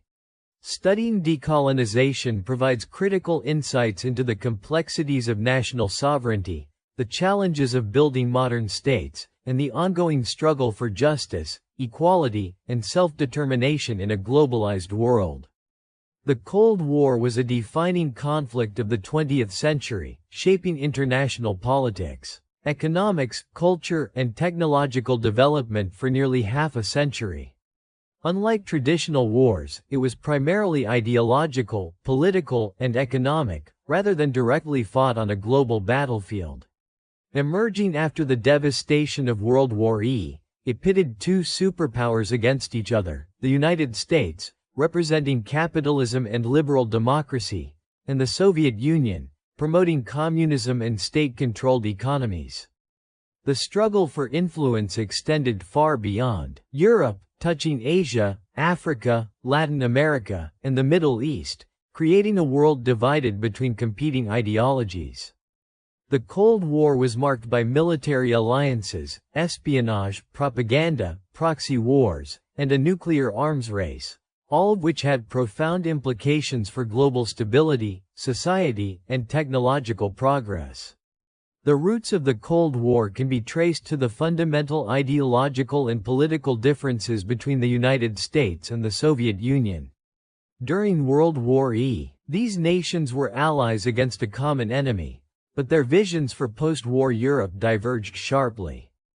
The Soviet Union sought to establish a buffer zone of friendly governments in Eastern Europe to protect against future invasions, while the United States emphasized self-determination, democratic governance, and open markets.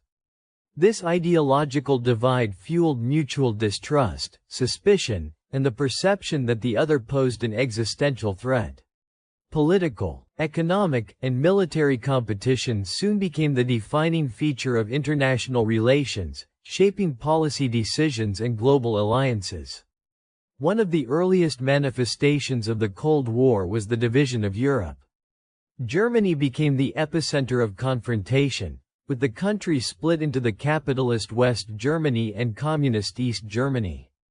Berlin, located within East Germany, became a symbolic and literal front line of the ideological struggle, culminating in the construction of the Berlin Wall in 1961.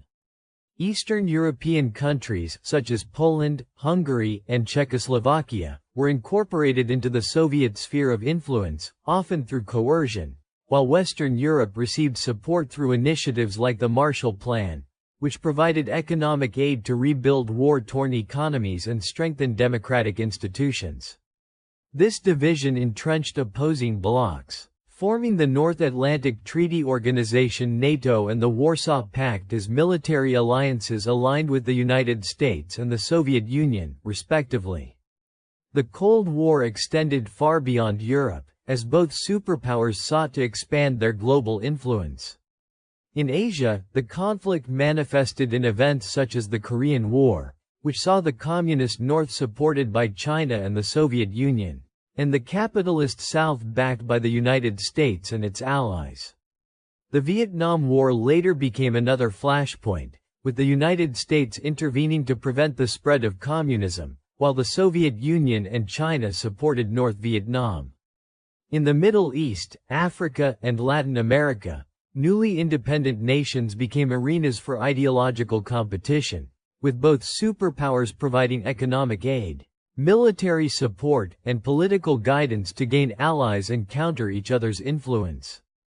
The nuclear arms race was another critical aspect of the Cold War. The development and proliferation of nuclear weapons created an environment of constant tension, known as the doctrine of mutually assured destruction. The Cuban Missile Crisis of 1962 exemplified the dangers of this arms race, as the discovery of Soviet nuclear missiles in Cuba brought the world to the brink of a global nuclear conflict. Efforts to control this dangerous escalation included arms-controlled treaties such as the Nuclear Non-Proliferation Treaty and various strategic arms limitation agreements, which sought to limit the number and deployment of nuclear weapons while maintaining a precarious balance of power. Espionage, intelligence gathering, and propaganda were also central to Cold War dynamics. Agencies like the CIA in the United States and the KGB in the Soviet Union engaged in covert operations, political influence campaigns, and information warfare to gain an advantage. Media and cultural outputs were leveraged to shape perceptions both domestically and internationally, highlighting the ideological superiority of each bloc. Education, films, literature, and even scientific achievements were used to project power and influence, demonstrating that the Cold War extended into the realms of culture, technology, and social influence as much as military might. The Cold War also drove significant technological and scientific advancements. The space race became a prominent arena for demonstrating national prestige and capability. The Soviet Union's launch of Sputnik in 1957 marked the first artificial satellite to orbit Earth, sparking fears of technological superiority and prompting the United States to invest heavily in space exploration and education. The eventual moon landing in 1969 represented not only a triumph of American science and engineering but also a symbolic victory in the ideological competition between capitalism and communism. These technological investments had far-reaching consequences, advancing fields such as computing, telecommunications, and materials science. The impact of the Cold War on society was profound and multifaceted. Fear of nuclear conflict and espionage influenced domestic policies, education, and popular culture. In the United States, civil defense programs, duck and cover drills, and an emphasis on science and mathematics education reflected anxieties about Soviet threats. In the Soviet Union, propaganda promoted loyalty, collective effort, and the superiority of socialist systems. Globally, nations navigated a delicate balance between aligning with superpowers or asserting neutrality, often facing internal tensions as governments attempted to reconcile domestic priorities with international pressures. The Cold War did not consist solely of conflict and competition. Periods of détente and negotiation were significant. Agreements such as the Helsinki Accords and arms-control treaties sought to reduce tensions, establish norms for international behavior, and promote cooperation in areas such as trade, human rights, and scientific research. Diplomacy played a critical role in managing crises, avoiding direct confrontation, and shaping a framework for global interaction. Despite ideological hostility, the Cold War encouraged dialogue, negotiation, and multilateral engagement, highlighting the complex interplay between conflict and cooperation in international relations. The eventual end of the Cold War reshaped the global order. By the late 1980s, economic stagnation, political reforms, and popular movements led to the weakening of the Soviet Union and the collapse of communist regimes in Eastern Europe. Germany was reunified, and former Soviet republics gained independence, dramatically altering the geopolitical landscape. The United States emerged as the sole superpower, ushering in a period of globalization, economic liberalization, and increased emphasis on international institutions. However, the legacies of the Cold War regional conflicts, nuclear proliferation, and ideological divisions continue to influence global politics, security strategies, and diplomatic relations. Studying the Cold War provides critical insight into the nature of ideological competition, the complexities of global alliances, and the impact of technological innovation on international relations. It illustrates how nations can engage in prolonged strategic rivalry without direct large-scale military confrontation, emphasizing the role of ideology, diplomacy, and intelligence in shaping global outcomes. Furthermore, it highlights the human consequences of geopolitical tension, including societal anxiety, displacement, and the challenges faced by nations navigating the pressures of superpower influence. In summary, the Cold War was a multifaceted conflict that defined the second half of the 20th century. It involved ideological competition, military alliances, proxy wars, espionage, technological rivalry, and cultural influence, shaping nations and societies across the globe. Understanding the Cold War requires examining its roots in post-World War II tensions, its manifestations in Europe, Asia, Africa, and the Americas, the arms race, the space race, and the enduring legacies on international relations and domestic societies. This period demonstrates the intricate interplay between power, ideology, and human resilience, offering lessons for contemporary global challenges and the ongoing pursuit of peace, stability, and cooperation in an interconnected world. History is more than a collection of dates, events, and famous figures. It is a living repository of human experience, offering insights into the patterns, successes, and failures that shape societies over time. From ancient civilizations to modern superpowers, historical events provide lessons that can guide present and future decision-making. Understanding history allows individuals and societies to reflect on choices, anticipate consequences, and develop strategies to avoid repeating past mistakes. It also fosters a sense of identity, belonging, and continuity, connecting generations through shared stories and cultural heritage. The study of history encourages critical thinking, empathy, and the recognition that human behavior, both virtuous and destructive, has long-lasting impacts on communities and nations. One of the primary lessons history teaches is the importance of understanding the consequences of power and governance. Empires, kingdoms, and states have risen and fallen based on their ability to manage resources, respond to challenges, and maintain legitimacy among their populations. The Roman Empire, for example, demonstrated that military strength and administrative organization could create long-lasting influence, but overexpansion, political instability, and social inequality ultimately contributed to its decline. Similarly, other civilizations have shown that concentration of power, corruption, or disregard for citizen welfare often leads to unrest and eventual collapse. These examples underline the need for transparent, responsible governance and the balancing of authority with accountability. Another crucial lesson is the impact of technological innovation and adaptation.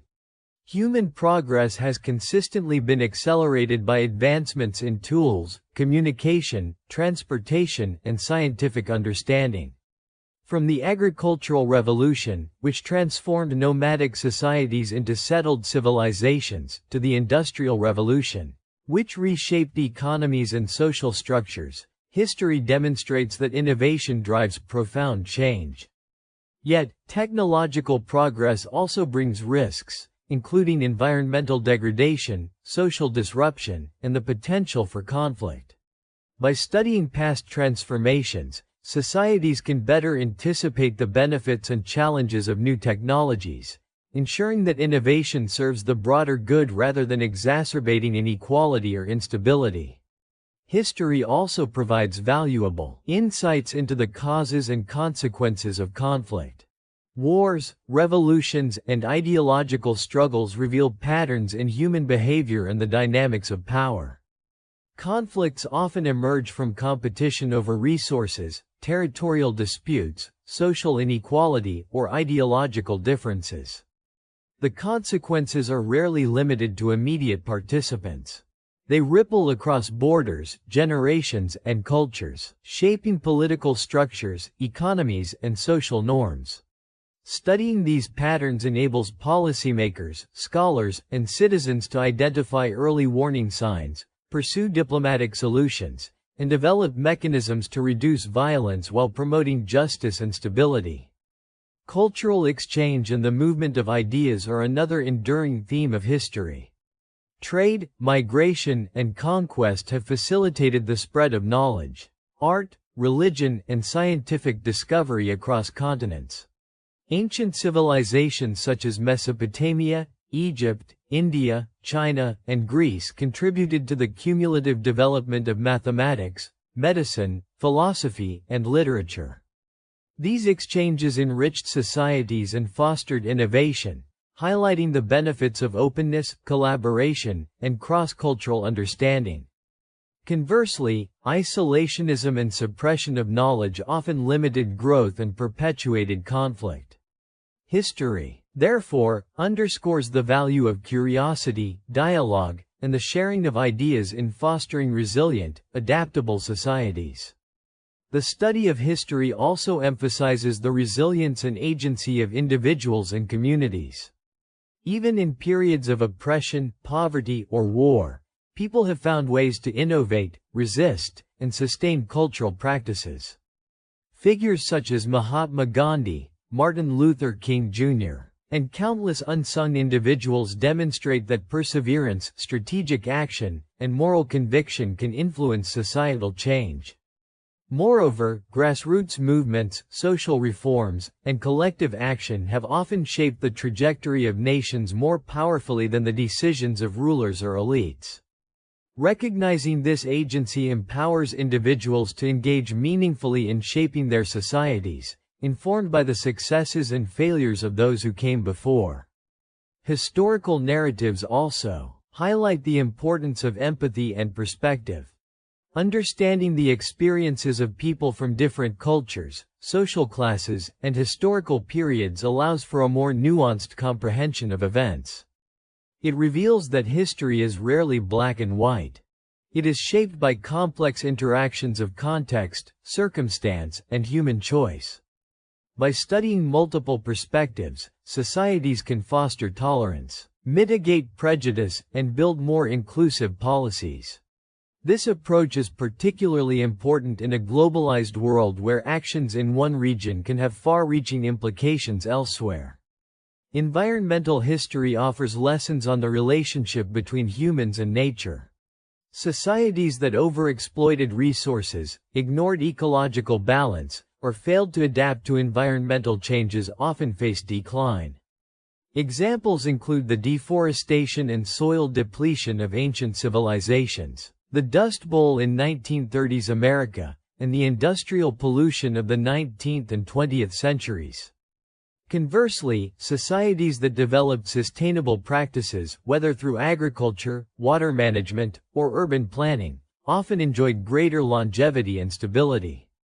Contemporary challenges, such as climate change, biodiversity loss, and resource scarcity, underscore the urgency of applying historical insights to ensure environmental resilience.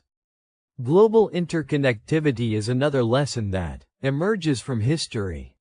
From the Silk Road to modern trade networks, human societies have always been interconnected, with events in one region influencing distant lands.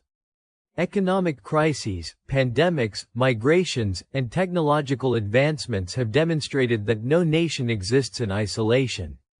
Historical awareness of these connections can guide international cooperation, trade policy, and global crisis management.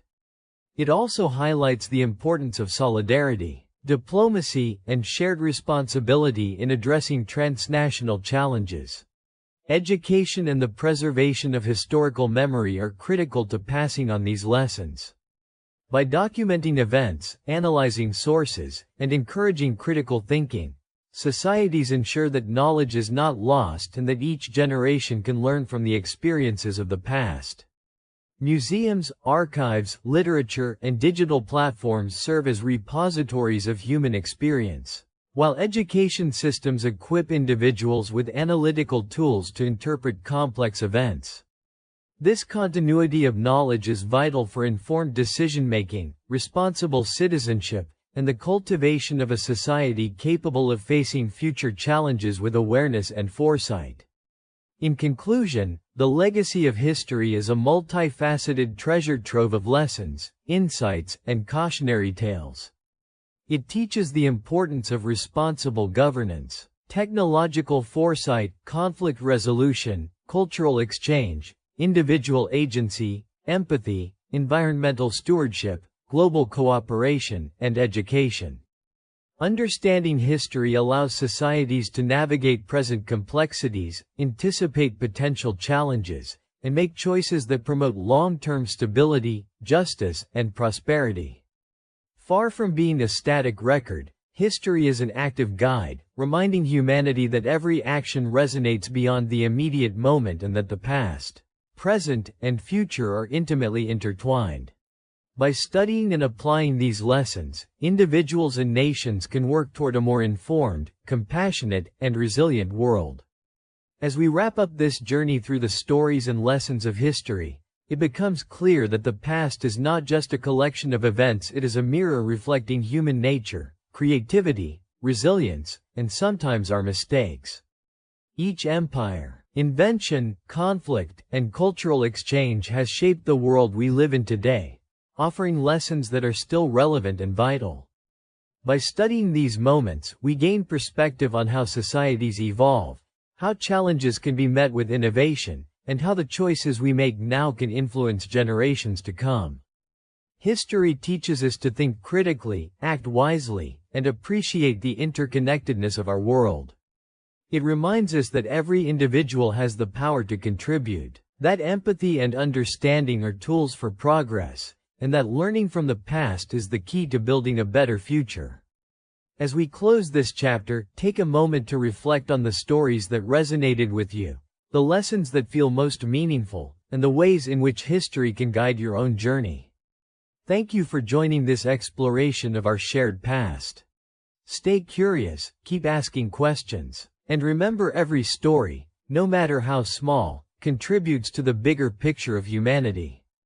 Until next time, keep discovering, keep learning, and take these lessons with you into your everyday life.